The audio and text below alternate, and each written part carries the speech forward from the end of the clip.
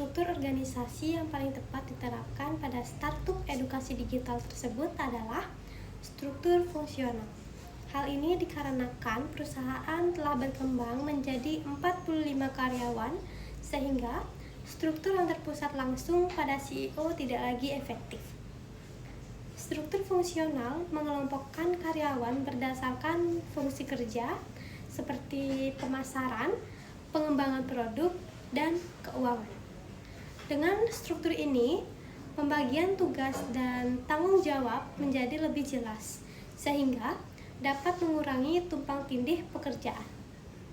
Selain itu, jalur komunikasi menjadi lebih teratur karena karyawan melapor kepada manajer fungsional, bukan langsung kepada CEO, sehingga pengambilan keputusan dapat dilakukan lebih cepat. Secara manajerial, struktur fungsional membantu meningkatkan efisiensi kerja, memperjelas koordinasi, dan mengurangi beban CEO. Oleh karena itu, struktur ini paling sesuai untuk startup yang sedang berada pada tahap pertumbuhan menengah. UMKM produksi makanan organik tersebut mengalami tingkat keluar masuk karyawan atau turnover yang tinggi. Permasalahan ini disebabkan oleh beberapa unsur organisasi yang belum dikelola dengan baik, khususnya unsur struktur, orang atau SDM, dan teknologi atau manajemen kerja. Yang pertama, unsur struktur organisasi belum berjalan dengan baik karena tidak adanya kejelasan pembagian tugas dan tanggung jawab. Hal ini menyebabkan karyawan bingung terhadap peran masing-masing dan merasa pekerjaannya tumpang tindih atau tidak terarah. Yang kedua, unsur orang atau SDM juga belum dikelola secara optimal. Tidak adanya pelatihan membuat karyawan merasa tidak dibekali keterampilan yang memadai untuk bekerja secara efektif.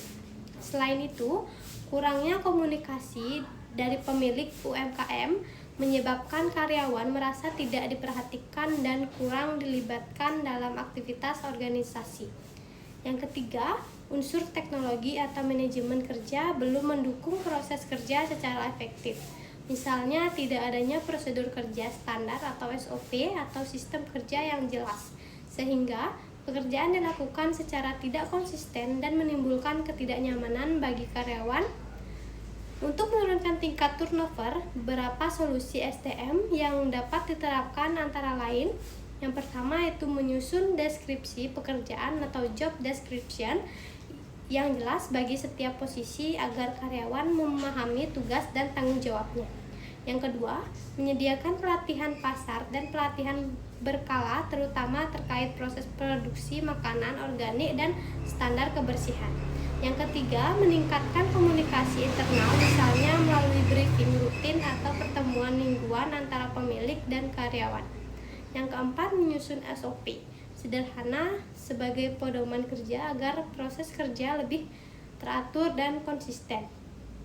Dengan pengelolaan struktur SDM dan sistem kerja yang lebih baik, UMKM dapat meningkatkan kenyamanan kerja karyawan sehingga tingkat turnover dapat ditekankan. Menurut Maslow, motivasi seseorang dipengaruhi oleh 5 tingkat kebutuhan, yaitu kebutuhan fisiologis, keamanan, sosial, penghargaan, dan aktualisasi diri. Bonus finansial terutama berfungsi untuk memenuhi kebutuhan fisiologis dan sebagian kebutuhan keamanan seperti kebutuhan makan, tempat tinggal, dan kestabilan pendapatan. Jika kebutuhan dasar ini sudah relatif terpenuhi, tambahan uang tidak lagi menjadi faktor motivasi utama. Dalam kasus infrastruktur gym, kemungkinan besar kebutuhan pada tingkat yang lebih tinggi belum terpenuhi. Kebutuhan sosial mungkin kurang diperhatikan, misalnya kebutuhan kerja yang kurang akrab atau kurangnya rasa memiliki terhadap organisasi.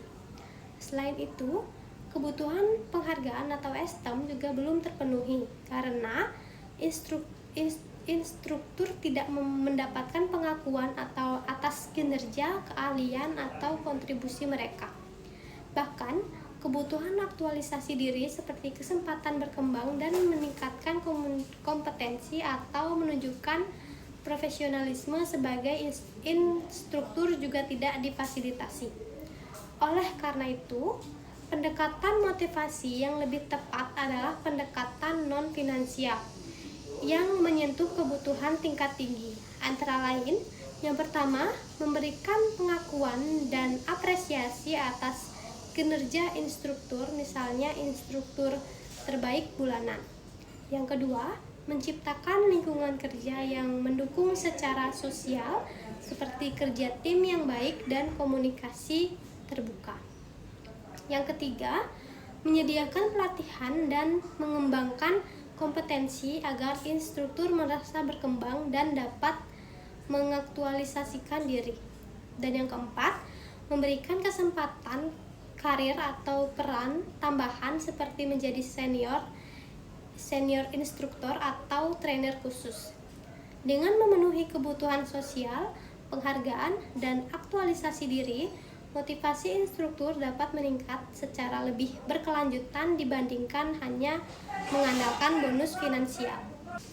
Gaya kepemimpinan yang lebih efektif untuk kondisi organisasi tersebut adalah gaya kepemimpinan demokratis atau partisipatif.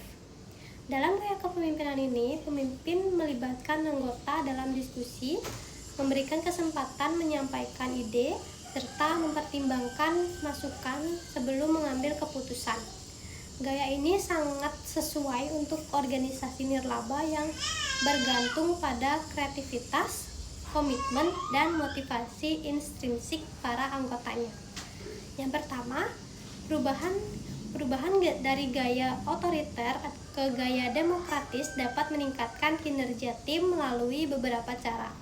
Yang pertama, keterlibatan anggota dalam pengambilan keputusan akan meningkatkan rasa memiliki atau sense of ownership terhadap program dan proyek organisasi. Yang kedua, ide-ide kreatif dari anggota muda dapat dimanfaatkan secara optimal, sehingga kualitas keputusan dan inovasi meningkat. Yang ketiga, komunikasi dua arah yang terbuka dapat memperkuat kepercayaan dan kerja sama tim yang pada akhirnya meningkatkan semangat kerja dan komitmen anggota. Dengan menerapkan gaya kepemimpinan demokratis, pemimpin tidak hanya berperan sebagai pengendali, tetapi juga sebagai fasilitator yang mendorong partisipasi dan pengembangan potensi anggota. Hal ini akan membuat kerja tim menjadi lebih efektif dan berkelanjutan. Restoran baru tersebut mengalami banyak keluhan pelanggan terkait waktu penyajian yang lama dan ketidakkonsistenan rasa makanan. Hal ini terjadi karena pemilik belum menerapkan fungsi pengendalian secara formal dan tidak memiliki standar prosedur kerja yang jelas. Untuk mengatasi masalah tersebut, pemilik restoran perlu menerapkan langkah-langkah fungsi pengendalian, yaitu penetapan standar, pengukuran kinerja, membandingkan kinerja, dan tindakan koreksi. Yang pertama, penetapan standar harus dilakukan sebagai dasar pengendalian. Pemilik restoran perlu menetapkan standar operasional prosedur atau SOP seperti standar waktu penyajian makanan. Misalnya maksimal 5 menit, standar resep dan takaran bahan agar rasa tetap konsisten, serta standar kebersihan dan pelayanan tanpa standar yang jelas. Karyawan tidak memiliki pedoman kerja yang sama. Yang kedua, pengukuran kinerja dilakukan untuk mengetahui sejauh mana karyawan bekerja sesuai standar.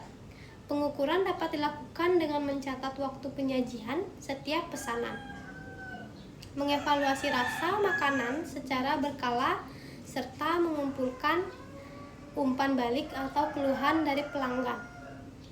Kemudian yang ketiga, membandingkan kinerja dengan standar dilakukan dengan membandingkan hasil pengukuran kinerja aktual dengan standar yang telah diterapkan dari perbandingan ini. Pemilik dapat mengetahui apakah waktu penyajian terlalu lama atau rasa makanan yang tidak sesuai dengan standar yang ditentukan. Yang keempat, tindakan koreksi perlu dilakukan jika ditemukan penyimpangan. Tindakan ini dapat berupa pelatihan ulang karyawan, penyesuaian alur kerja dapur, penegasan disiplin kerja, atau perbaikan SOP agar lebih efisien. Dengan tindakan koreksi yang tepat, kinerja restoran dapat kembali sesuai dengan standar yang diharapkan. Dengan menerapkan fungsi pengendalian secara sistematis, restoran dapat meningkatkan konsistensi kualitas makanan, mempercepat waktu penyajian, dan pada akhirnya meningkatkan kepuasan pelanggan.